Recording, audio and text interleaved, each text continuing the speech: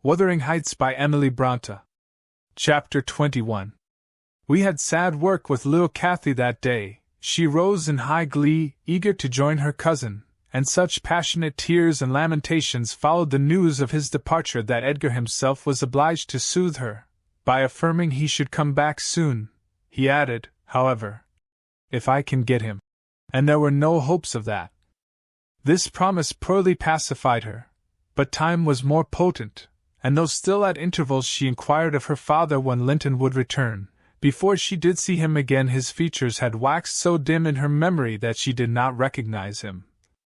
When I chanced to encounter the housekeeper of Wuthering Heights, in paying business visits to Gimmerton, I used to ask how the young master got on, for he lived almost as secluded as Catherine herself, and was never to be seen.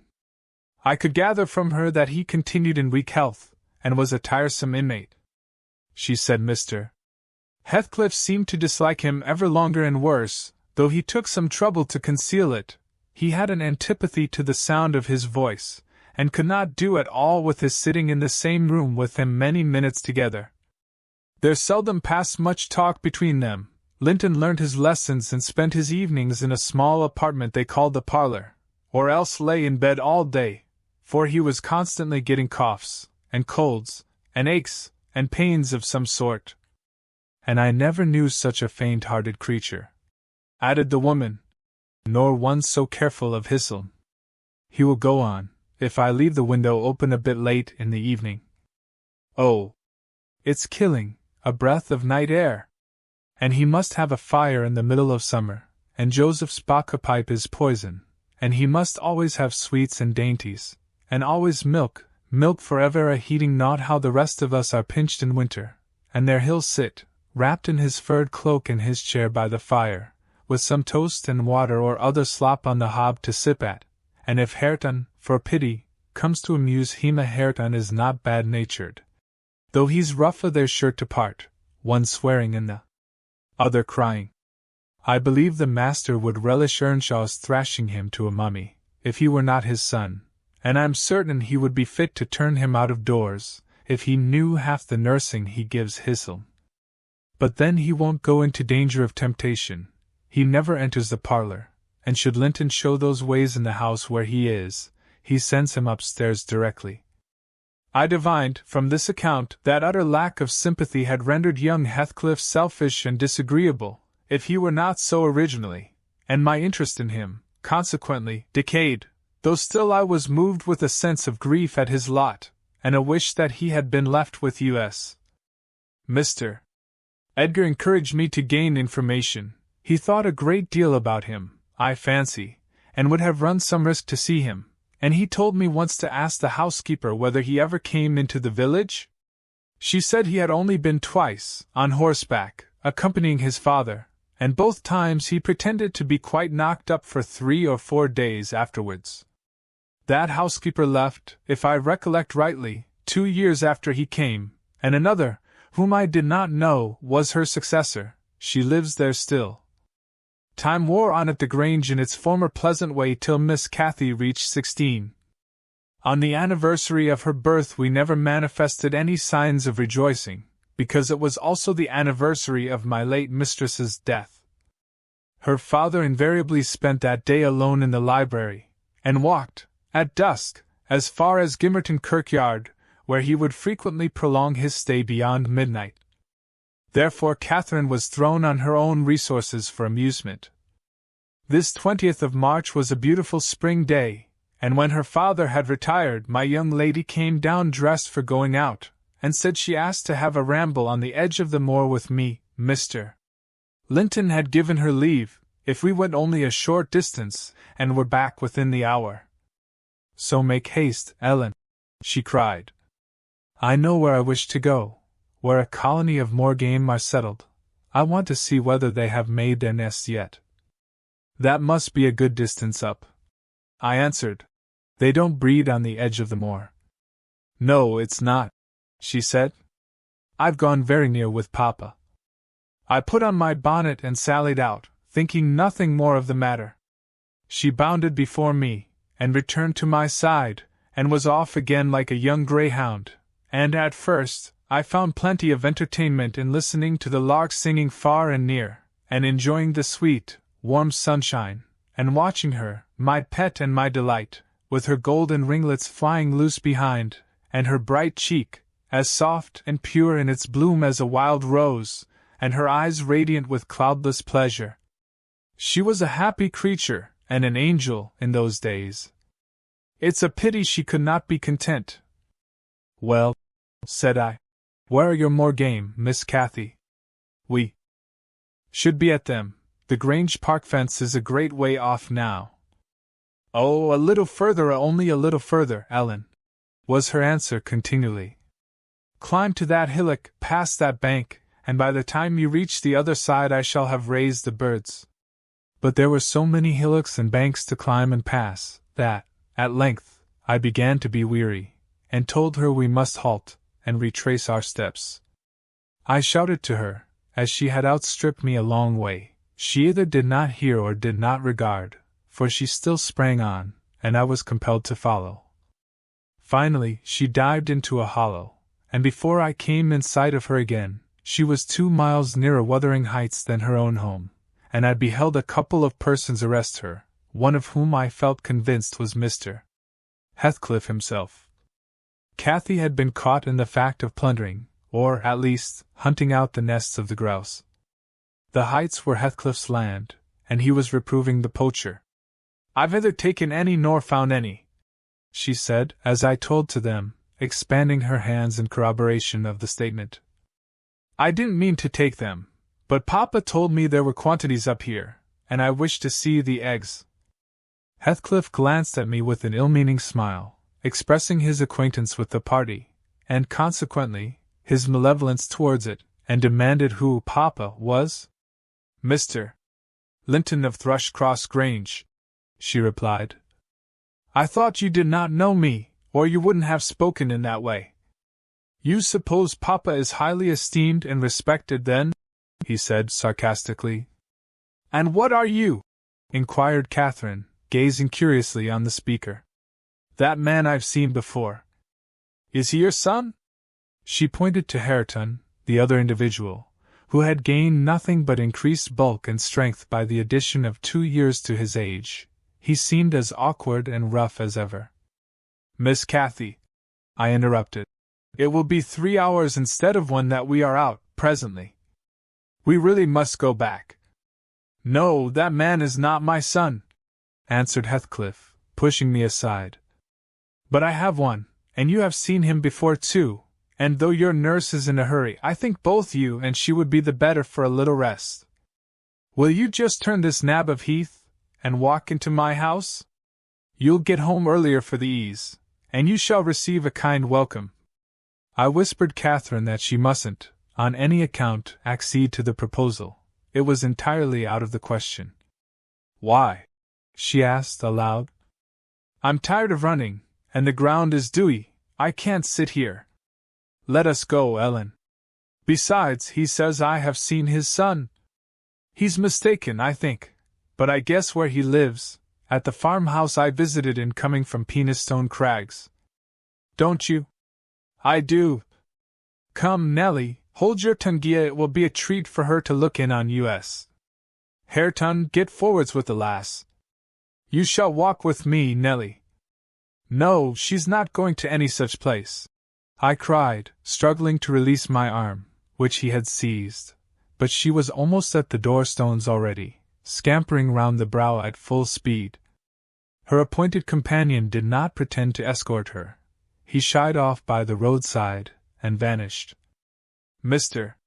Heathcliff, it's very wrong, I continued. You know you mean no good.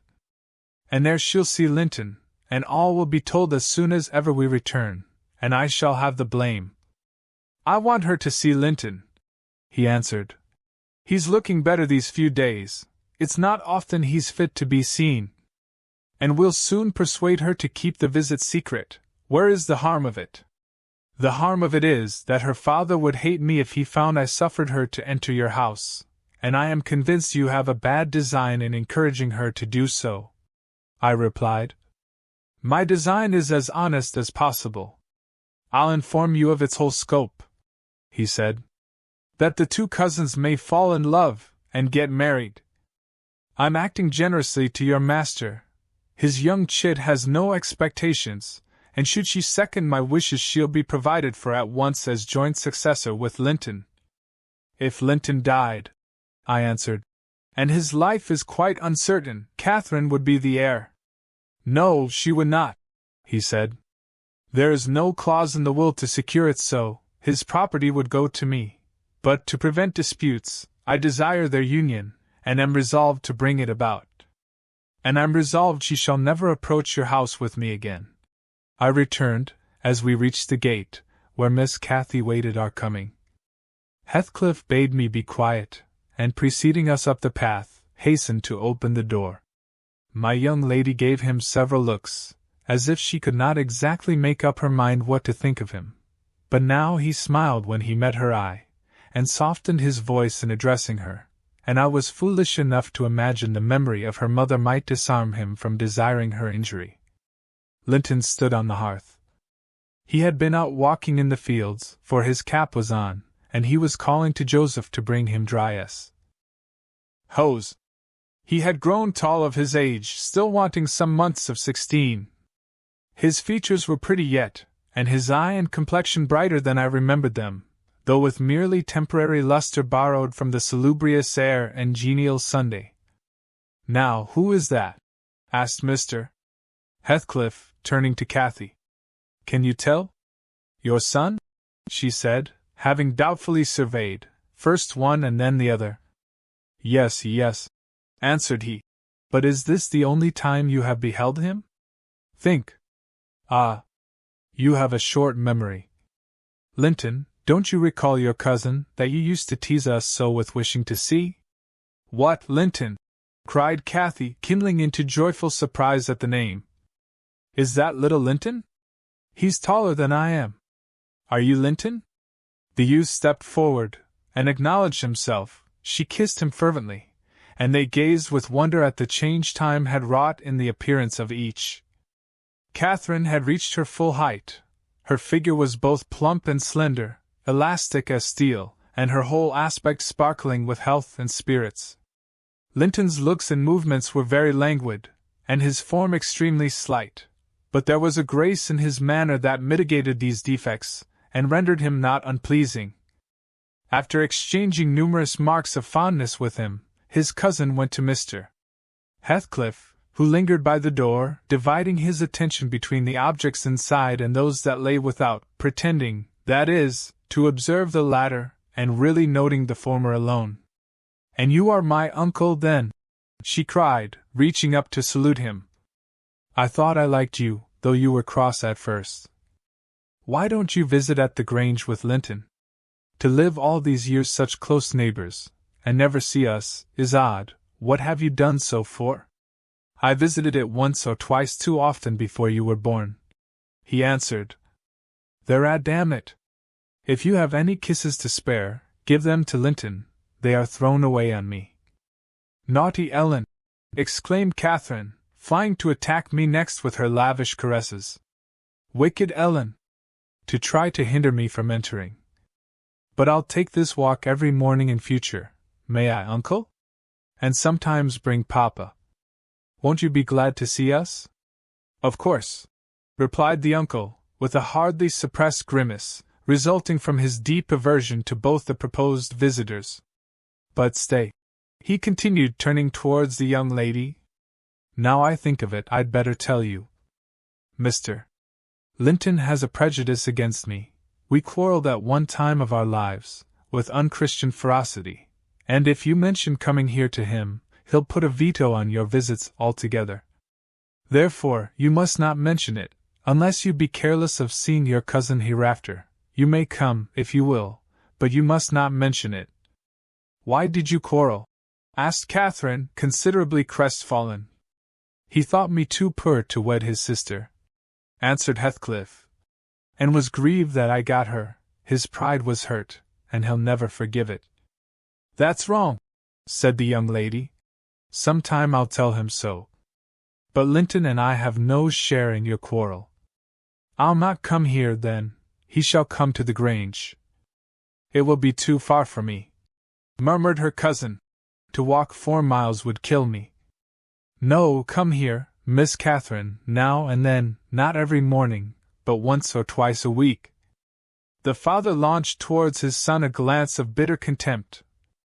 I am afraid, Nellie, I shall lose my labor, he muttered to me. Miss Catherine, as the ninny calls her, will discover his value, and send him to the devil.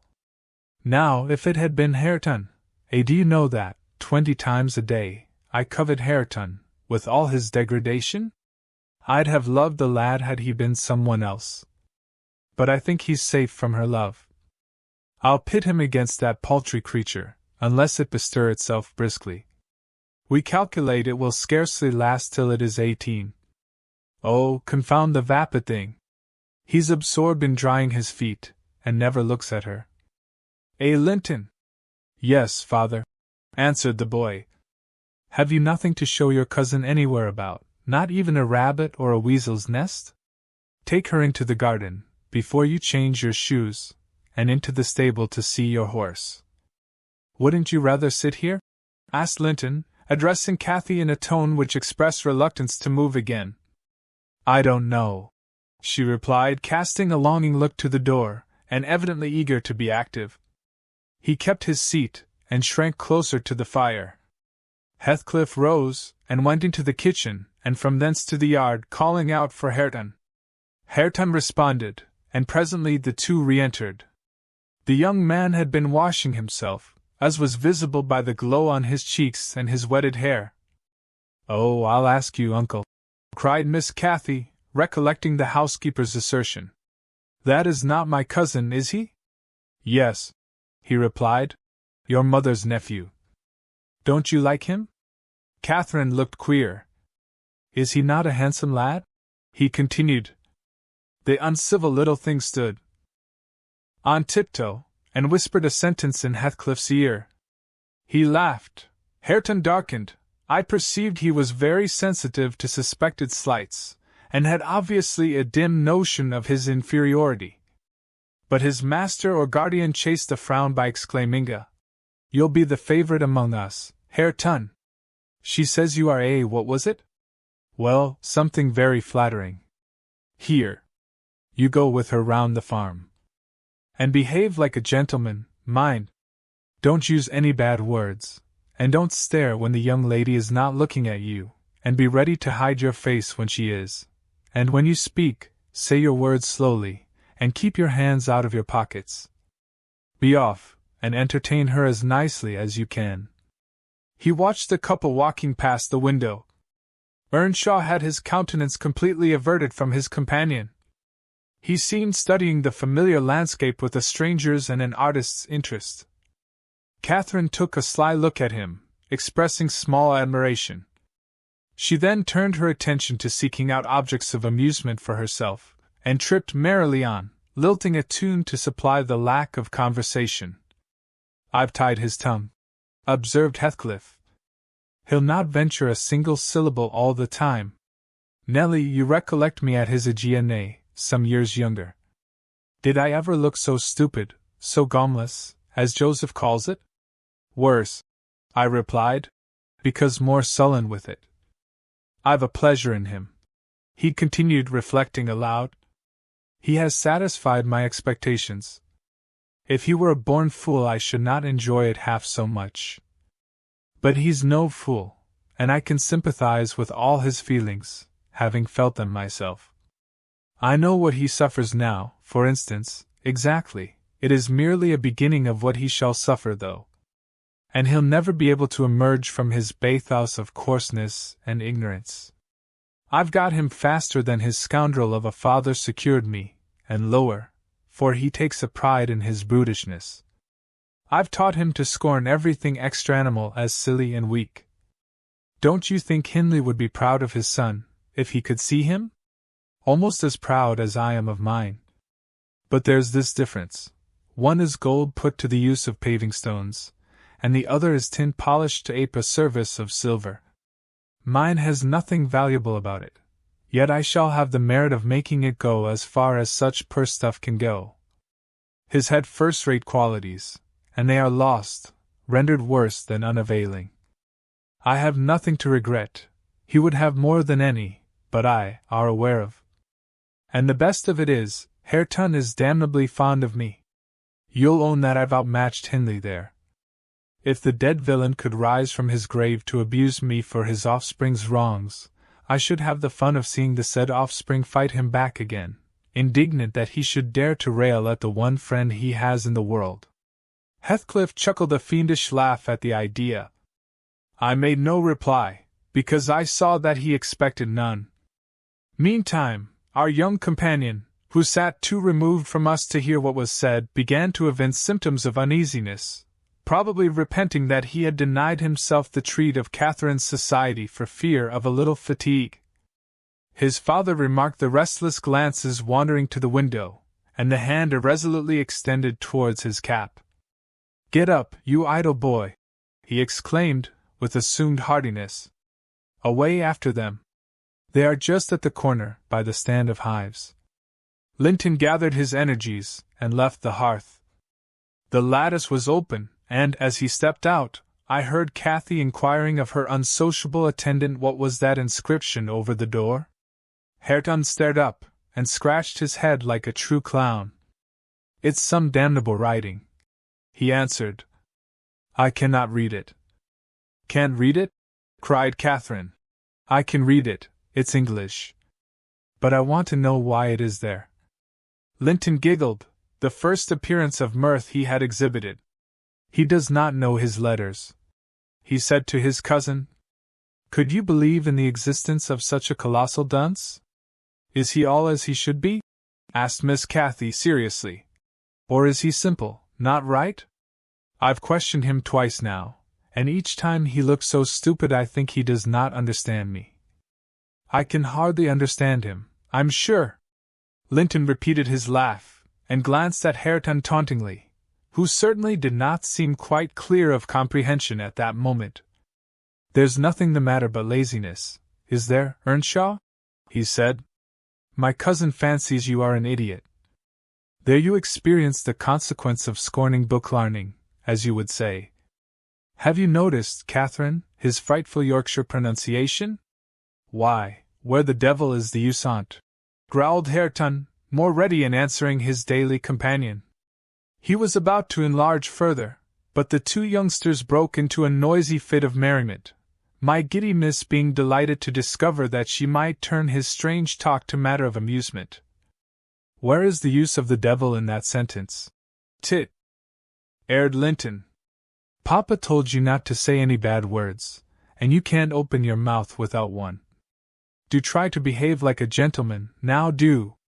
If thou weren't more a lass than a lad, I'd fell thee this minute, I would, pitiful lath of a crater," retorted the angry Burr, retreating, while his face burnt with mingled rage and mortification, for he was conscious of being insulted, and embarrassed how to resent it.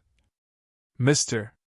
Heathcliff, having overheard the conversation, as well as I, smiled when he saw him go, but immediately afterwards cast a look of singular aversion on the flippant pair, who remained chattering in the doorway, the boy finding animation enough while discussing Hareton's faults and deficiencies, and relating anecdotes of his goings-on, and the girl relishing his pert and spiteful sayings, without considering the ill nature they evinced. I began to dislike, more than to compassionate Linton, and to excuse his father in some measure for holding him cheap. We stayed till afternoon. I could not tear Miss Cathy away sooner, but happily my master had not quitted his apartment, and remained ignorant of our prolonged absence. As we walked home, I would fain have enlightened my charge on the characters of the people we had quitted, but she got it into her head that I was prejudiced against them. "Aha!" she cried. "You take Papa's side, Ellen, you are partial I know, or else you wouldn't have cheated me so many years into the notion that Linton lived a long way from here. I'm really extremely angry, only I'm so pleased I can't show it. But you must hold your tongue about my uncle. He's my uncle, remember, and I'll scold Papa for quarreling with him." And so she ran on, till I relinquished the endeavor to convince her of her mistake. She did not mention the visit that night, because she did not see Mr. Linton. Next day it all came out, sadly to my chagrin, and still I was not altogether sorry. I thought the burden of directing and warning would be more efficiently borne by him than me. But he was too timid in giving satisfactory reasons for his wish that she should shun connection with the household of the Heights, and Catherine liked good reasons for every restraint that harassed her petted will. "Papa," she exclaimed, after the morning's salutations, "guess whom I saw yesterday, in my walk on the moors." "Ah, Papa," you started. "You've not done right, have you, now?" "I saw it, but listen, and you shall hear how I found you out. And Ellen, who is in league with you, and yet pretended to pity me so, when I kept hoping, and was always disappointed about Linton's coming back." She gave a faithful account of her excursion and its consequences, and my master, though he cast more than one reproachful look at me, said nothing till she had concluded. Then he drew her to him, and asked if she knew why he had concealed Linton's near neighborhood from her? Could she think it was to deny her a pleasure that she might harmlessly enjoy? "It was because you disliked Mr. Heathcliff," she answered. "Then you believe I care more for my own feelings than yours, Cathy?" he said.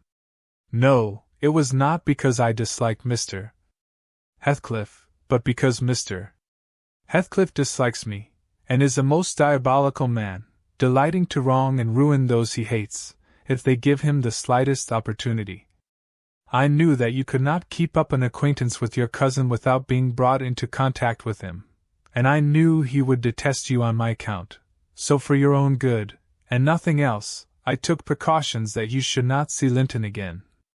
I meant to explain this some time as you grew older, and I'm sorry I delayed it." "But Mr. Heathcliff was quite cordial, Papa," observed Catherine, not at all convinced. "And he didn't object to our seeing each other. He said I might come to his house when I pleased. Only I must not tell you, because you had quarreled with him, and would not forgive him for marrying Aunt Isabella. And you won't. You are the one to be blamed. He is willing to let us be friends, at least, Linton and I, and you are not."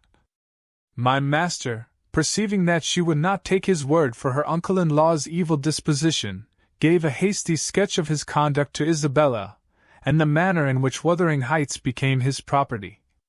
He could not bear to discourse long upon the topic, for though he spoke little of it, he still felt the same horror and detestation of his ancient enemy that had occupied his heart ever since Mrs. Linton's death. "She might have been living yet, if it had not been for him," was his constant bitter reflection, and in his eyes, Heathcliff seemed a murderer. Miss Cathy, conversant with no bad deeds except her own slight acts of disobedience, injustice, and passion, arising from hot temper and thoughtlessness, and repented of on the day they were committed, was amazed at the blackness of spirit that could brood on and cover revenge for years, and deliberately prosecute its plans without a visitation of Remo. RSE. She appeared so deeply impressed and shocked at this new view of human nature excluded from all her studies and all her ideas till now that Mr. Edgar deemed it unnecessary to pursue the subject. He merely added, "You will know hereafter, darling, why I wish you to avoid his house and family. Now return to your old employments and amusements, and think no more about them." Catherine kissed her father, and sat down quietly to her lessons for a couple of hours, according to custom. Then she accompanied him into the grounds, and the whole day passed as usual. But in the evening, when she had retired to her room, and I went to help her to undress, I found her crying, on her knees by the bedside. "Oh, fie, silly child!" I exclaimed. "If you had any real griefs, you'd be ashamed to waste a tear on this little contrariety. You never had one shadow of substantial sorrow, Miss Catherine. Suppose, for a minute, that master and I were dead, and you were by yourself in the world, how would you feel then? Compare the present occasion with such an affliction as that, and be thankful for the friends you have, instead of coveting more." "I'm not crying for myself, Ellen," she answered. "It's for him. He expected to see me again tomorrow, and there he'll be so disappointed, and he'll wait for me, and I shan't come." "Nonsense," said I. Do you imagine he has thought as much of you as you have of him? Hasn't he Hareton for a companion? Not 1 in 100 would weep at losing a relation they had just seen twice, for 2 afternoons. Linton will conjecture how it is, and trouble himself no further about you. But may I not write a note to tell him why I cannot come? She asked, rising to her feet. And just send those books I promised to lend him? His books are not as nice as mine, and he wanted to have them extremely, when I told him how interesting they were. May I not, Ellen? No, indeed. No, indeed, replied I with decision. Then he would write to you, and there'd never be an end of it. No, Miss Catherine, the acquaintance must be dropped entirely. So Papa expects, and I shall see that it is done. But how can one little Nodia? She recommenced, putting on an imploring countenance. Silence, I interrupted. We'll not begin with your little notes. Get into bed. She threw at me a very naughty look, so naughty that I would not kiss her good night at first. I covered her up, and shut her door, in great displeasure. But repenting halfway, I returned softly, and lo! There was Miss standing at the table with a bit of blank paper before her and a pencil in her hand, which she guiltily slipped out of sight on my entrance. You'll get nobody to take that, Catherine, I said, if you write it, and at present I shall put out your candle. I set the extinguisher on the flame, receiving as I did so a slap on my hand and a petulant, cross thing. I then quitted her again, and she drew the bolt in one of her worst, most peevish humors.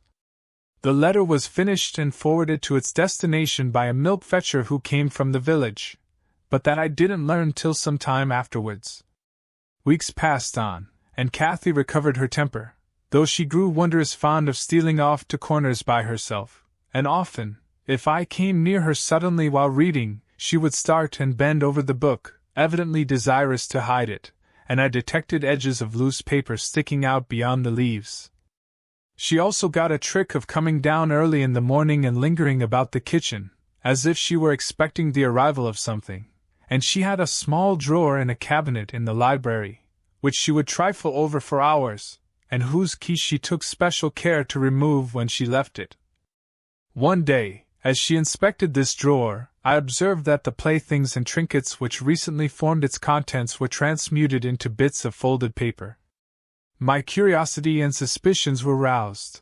I determined to take a peep at her mysterious treasures, so, at night, as soon as she and my master were safe upstairs, I searched, and readily found among my house keys one that would fit the lock.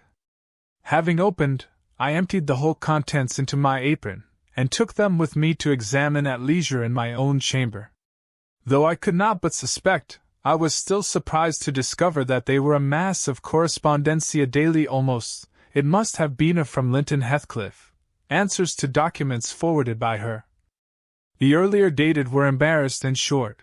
Gradually, however, they expanded into copious love letters, foolish, as the age of the writer rendered natural, yet with touches here and there which I thought were borrowed from a more experienced source. Some of them struck me as singularly odd compounds of ardor and flatness, commencing in strong feeling, and concluding in the affected, wordy style that a schoolboy might use to a fancied, incorporeal sweetheart. Whether they satisfied Cathy I don't know, but they appeared very worth less trash to me. After turning over as many as I thought proper, I tied them in a handkerchief and set them aside, relocking the vacant drawer. Following her habit, my young lady descended early, and visited the kitchen.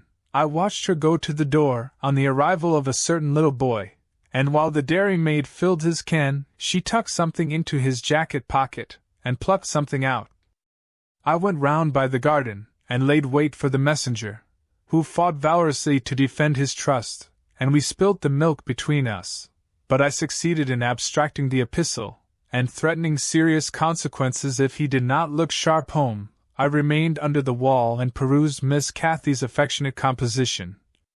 It was more simple and more eloquent than her cousin's, very pretty and very silly. I shook my head, and went meditating into the house. The day being wet, she could not divert herself with rambling about the park, so, at the conclusion of her morning studies, she resorted to the solace of the drawer.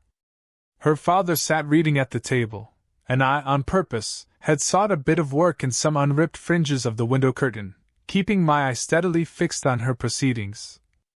Never did any bird flying back to a plundered nest, which it had left brimful of chirping young ones, express more complete despair, in its anguished cries and flutterings, than she by her single. Oh! And the change that transfigured her late happy countenance. Mr. Linton looked up. "What is the matter, love? Have you hurt yourself?" he said. His tone and look assured her he had not been the discoverer of the hoard. "No, Papa," she gasped. Ellen! Come upstairs, I'm sick." I obeyed her summons and accompanied her out. "Oh, Ellen! You have got them," she commenced immediately, dropping on her knees, when we were enclosed alone. "Oh, give them to me, and I'll never do so again. Don't tell Papa." "You have not told Papa, Ellen? Say you have not?" "I've been exceedingly naughty, but I won't do it any more." With a grave severity in my manner I bade her stand up.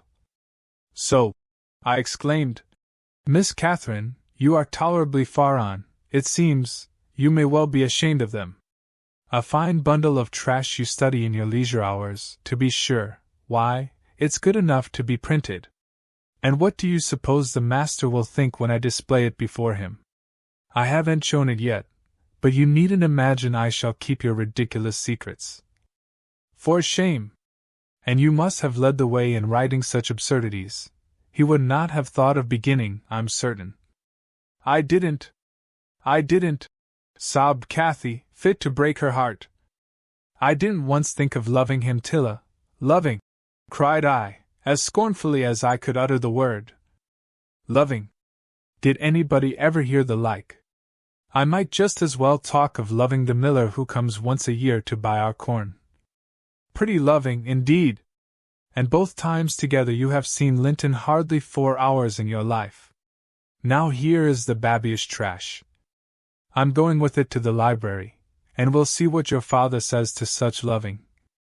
She sprang at her precious epistles, but I held them above my head, and then she poured out further frantic entreaties that I would burn them and do anything rather than show them. And being really fully as much inclined to laugh as scold her, for I esteemed it all girlish vanity, I at length relented in a measure, and asked, "If I consent to burn them, will you promise faithfully neither to send nor receive a letter again, nor a book, for I perceive you have sent him books, nor locks of hair, nor rings, nor playthings?" "We don't send playthings," cried Catherine, her pride overcoming her shame. "Nor anything at all, then, my lady?" I said. "Unless you will, here I go." "I promise, Ellen," she cried, catching my dress. "Oh, put them in the fire, do. But when I proceeded to open a place with the poker, the sacrifice was too painful to be borne. She earnestly supplicated that I would spare her one or two, Ellen, to keep for Linton's sake. I unknotted the handkerchief, and commenced dropping them in from an angle, and the flame curled up the chimney. "I will have one, you cruel wretch!" she screamed, darting her hand into the fire, and drawing forth some half-consumed fragments, at the expense of her fingers. "Very well, and I will have some to exhibit to Papa," I answered, shaking back the rest into the bundle, and turning anew to the door. She emptied her blackened pieces into the flames, and motioned me to finish the immolation. It was done. I stirred up the ashes, and interred them under a shovelful of coals, and she mutely, and with a sense of intense injury, retired to her private apartment. I descended to tell my master that the young lady's qualm of sickness was almost gone, but I judged it best for her to lie down a while. She wouldn't dine, but she reappeared at tea, pale, and red about the eyes, and marvellously subdued in outward aspect. Next morning, I answered the letter by a slip of paper inscribed, "Master Heathcliff is requested to send no more notes to Miss Linton, as she will not receive them." And thenceforth, the little boy came with vacant pockets,